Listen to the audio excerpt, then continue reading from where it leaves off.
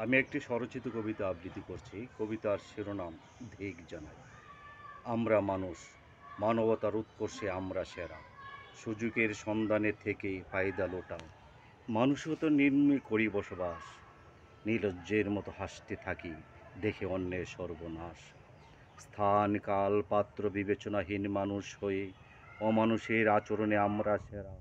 হীনমন্যতা নিয়ে আমাদের চরিত্র ভরা, অনুভূতিহীন এক একটা যন্ত্রদানব। আমরা কত নির্লজ্জ, মানব বোঝাটা কঠিন কিছু নয়। যন্ত্রণায় কাতর দগ্ধ শিশু, রাজপথে বাঁচার আকুতি। আমরা হব সেরা কণ্ঠের নির্মাতা, জ্বলছে যাওয়া শিশুর ফটো সেশন। ডুবছে মানব ডুবছে মানবিকতা নিচু মানসিকতায়। শিশুরা যখন পুরোপুরি গ্রিলের কাবাব, যন্ত্রণাকে পাশ কাটিয়ে বুক চেতিয়ে, যন্ত্রণা লাগবে পানির বড়ই অভাব। এক বোতল পানি সদায় বিক্রি হলো ৬০০ টাকায়।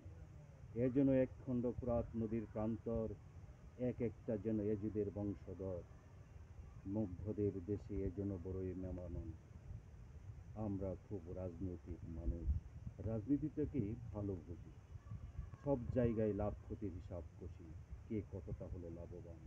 মৃত্যুপুরীর শিশুদের নিয়ে মৃত্যুপুরীর শিশুদের নিয়েও রাজনীতি করতে ভুলি না। নির্লজ্জের মতো দাঁত কেলিয়ে হাসতে ছাড়ি না। ওদের দিকে কষ্ট দেখেও মানবতা জাগে না। ওদের ব্যথায় তাই ব্যতীত হতে পারে না।